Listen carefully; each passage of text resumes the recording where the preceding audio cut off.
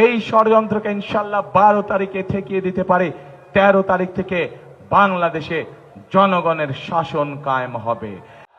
গুপ্ত, জনগণ তাদেরকে গুপ্ত নামে ডাকে, কারণ জনগণ দেখেছে যখনই সময় হয় এদিক তখন এক রূপ, আবার সময় হয় ওই দিক তখন এক রূপ। বিভিন্ন পরিস্থিতিতে বিভিন্ন সময় তারা রূপের পরিবর্তন করে।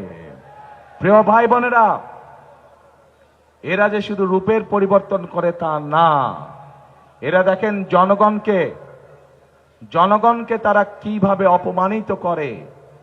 জনগণের উপরে যে তাদের মোটেও আস্থা এবং বিশ্বাস নেই তার দুটো প্রমাণ আপনাদের সামনে আমি দিচ্ছি।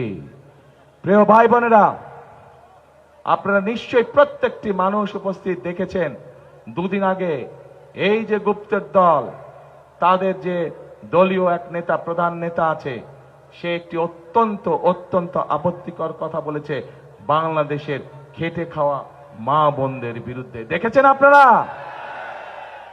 প্রিয় ভাই বোনেরা, আমার একটি প্রশ্ন আপনাদের কাছে, যে রাজনৈতিক দল, যে রাজনৈতিক নেতার চিন্তা বা আদর্শ হয়ে থাকে তার দেশের খেটে খাওয়া মা বোনদের সম্পর্কে এরকম নোংরা চিন্তা হয়ে থাকে, তাদের কাছ থেকে কি আমরা ভালো কোনো কিছু আশা করতে পারি?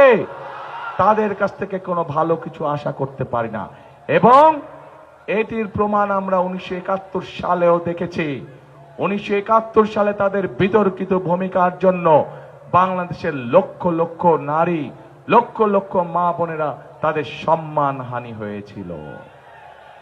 কাজে প্রিয় ভাই বোনেরা, এদের কাছ থেকে আপনাদেরকে সতর্ক থাকতে হবে, এদের ব্যাপারে জনগণকে সতর্ক রাখতে হবে। তারা মুখে বলবে একটা, কাজ করবে একটা। যাদের নিজের দেশের মানুষ সম্পর্কে মিনিমাম যারা সম্মান করতে জানে না, নিজের দেশের মা বোনদের সম্পর্কে যাদের মিনিমাম সম্মান নেই, তাদের কাছ থেকে আর যাই হোক আমরা কোনো ভালো কিছু আশা করতে পারি না। ঠিক একইভাবে প্রিয় ভাই বোনেরা, তাদের আরেক নেতা আছে, সেই নেতা তাদের দলীয় কর্মী সমাবেশে বলেছে যে 12 তারিখ পর্যন্ত তার দলের নেতা কর্মীরা জনগণের পা ধরে থাকবে, 13 তারিখ থেকে জনগণ বলে তাদের পা ধরবে। তাহলে এবার বুঝেন তাদের চিন্তা চেতনা কেমন ধরনের। অর্থাৎ জনগণকে তারা 12 তারিখ পর্যন্তই দেখে রাখবে, 13 তারিখ থেকে তারা এমন পরিস্থিতি তৈরি করতে চায় যেখানে জনগণের নাভিশ্বাস উঠে থাকবে। অর্থাৎ জনগণের প্রতি তাদের কোনো আস্থা, কোনো বিশ্বাস নাই, জনগণের শক্তিতে তারা বিশ্বাসই করে না। প্রিয় ভাই বোনেরা, আমরা বিভিন্ন পত্র পত্রিকা সহ বিভিন্ন জায়গায় বিভিন্ন খবর দেখছি। কি সেই খবর? এই গুপ্তদের বিভিন্ন লোকজন বিভিন্ন জায়গায় গিয়ে, বিশেষ করে মা বোনদের কাছে গিয়ে তারা বিকাশ নাম্বার চাইছে, তারা এনআই কার্ড চাইছে। দেখেছেন না আপনারা? দেখেছেন এই সংবাদ? ওকে, এখন কেন চাইছে? তারা বাংলাদেশের মানুষের সাথে অনৈতিক আচরণ করছে, অথচ আমরা দেখে অন্যদিকে তারা বলে সৎ মানুষের শাসন দিবে। আরে ভাই, আপনার কাজটাই তো আপনি শুরু করছেন অনৈতিক বিষয় দিয়ে।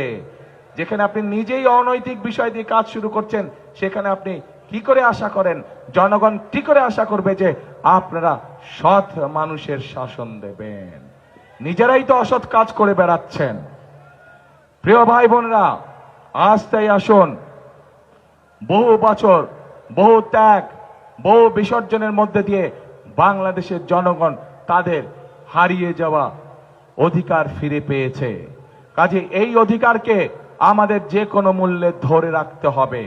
ষড়যন্ত্র চলছে, কাজেই ষড়যন্ত্র সম্পর্কে সতর্ক এবং সজাগ থাকতে হবে। আমরা যদি এই ষড়যন্ত্রকে ইনশাল্লাহ 12 তারিখে ঠেকিয়ে দিতে পারি, 13 তারিখ থেকে বাংলাদেশে জনগণের শাসন কায়েম হবে। আমরা যদি এই ষড়যন্ত্রকে ঠেকিয়ে দিতে পারি, তাহলে ইনশাল্লাহ 13 তারিখ থেকে বাংলাদেশের কাছে জবাবদিহিমূলক শাসন ব্যবস্থা প্রতিষ্ঠিত হবে।